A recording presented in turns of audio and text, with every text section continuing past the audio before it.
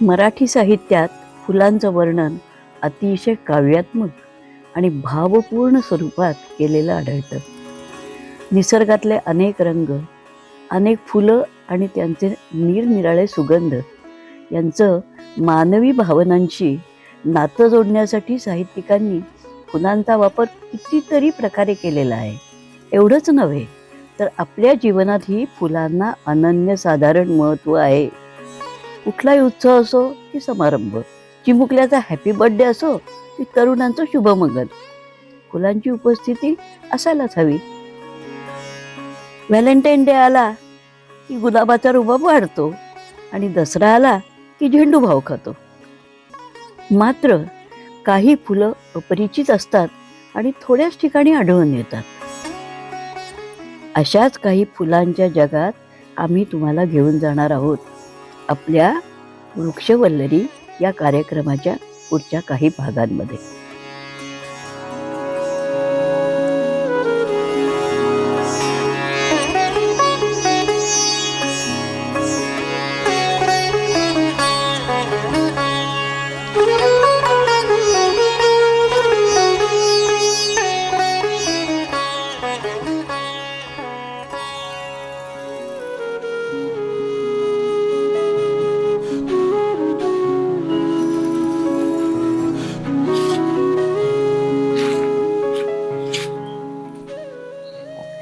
याला आपण म्हणतो उर्वशी, आपल्याकडलं नाव आहे.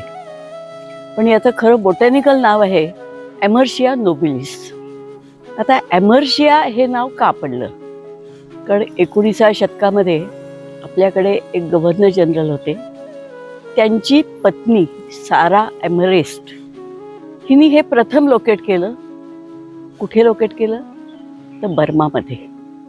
म्हणजे तिथल्या माणसांना माहिती होतं, पण जे एनलिस्टिंग करायला हवं ते तिने प्रथम केलं. एमर्शिया हे तिचं नाव आणि म्हणून तिच्या सन्मानार्थ त्या झाडाचं बोटॅनिकल नाव एमर्शिया नोबिलिस असं ठेवलेलं आहे. आता आपल्याकडे हे झाड छान येतं कारण आपण सब ट्रॉपिकल कंट्रीमध्ये मोडतो आणि त्यामुळे आपल्याकडलं पण एक नाव त्याला दिलं गेलेलं आहे. आपल्याला सगळ्यांना एक great botanist Shridhar Mahajan sir माहिती असतील कदाचित.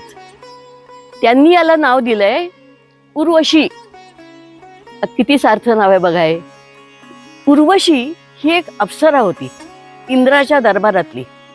तसंच हे झाड पण पृथ्वीवरती आपल्याला मिळतंय बघायला आणि खूप सुंदर आहे, म्हणून त्याचं नाव उर्वशी असं ठेवलं गेलेलं आहे. प्राईड ऑफ बर्मा असं त्याचं आणखीन एक नाव.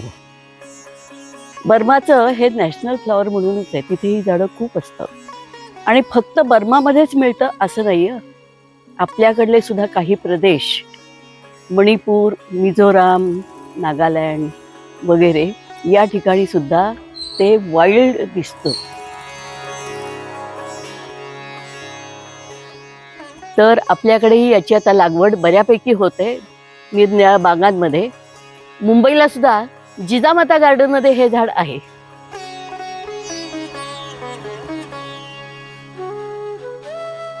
या झाडाचं प्लांटेशन नेहमीच्या पद्धतीनेच करतात आणि साधारणपणे जानेवारीपासून फ्लॉवरिंगला सुरुवात होते. फेब्रुवारी, मार्च, एप्रिलपर्यंत याची फुलं मिळतात.